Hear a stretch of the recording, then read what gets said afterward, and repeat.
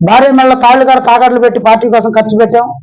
MLA గారు వస్తుంటే గౌరవ మన జాతీయ అధ్యక్షుడు నారా చంద్రబాబు నాయుడు పెట్టిన కార్యక్రమాలు బాదులు కానీ ఇదే కర్మ కానీ మిగతా అన్ని కార్యక్రమాల కాడ ఎమ్మెల్యే క్యాండిడేట్లు వస్తుంటే ఇన్ఛార్జీలుగా వేసిన వాళ్ళు వస్తుంటే పూల మీద నడిపించాం, డీజేలు పెట్టాం, అన్ని కాడ పెట్టి మేము వాళ్ళందరినీ ఎంతో ఆకాశానికి ఎత్తినట్టు చేసాం.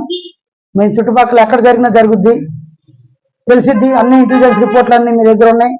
నాపోటి ఒక సర్పంచ్గా ఉండి మేజర్ పంచాయతీకి ఇంత పోరాటం చేసిన వాళ్ళకే న్యాయం జరగకపోతే పార్టీలో మీరు అక్కడైతే బాగానే స్టేట్మెంట్లు అవన్నీ ఇస్తున్నారు. కార్యకర్తలకు అన్యాయం జరిగితే ఊరుకోము, ఎమ్మెల్యేలు పనితీరు బాగోపోతే ఊరుకోము అంటున్నారు. కానీ కార్యాచరణకు వచ్చేటప్పుడు ఎక్కడ కార్య జరిగినట్టు కనపడలేదు. మెయిన్గా మండలాధ్యక్షులు, మా మండలం పెండ మండలానికి చలపాటి ప్రసాద్ గారు మండలాధ్యక్షుడు. ఆయన అయితే మేము ఆయన దగ్గరికి వెళ్తే ఎమ్మెల్యే గారికి ఏం తెలియదు, మొత్తం నాకే తెలిసిన ఆయన చెప్తాడు. ఆయన చెప్పకుండా ఏం జరుగుతా గీయలేదు.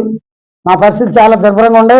అధిష్టానం ఇప్పటికైనా సరే మాకు కార్యకర్తలకి కనీసం నిజాయితీగా పనిచేసి ఎంతో మంది పార్టీ జెండా మోసి కనీసం వాళ్ళు అడుగు తినే స్టేజ్లో ఉన్నారు.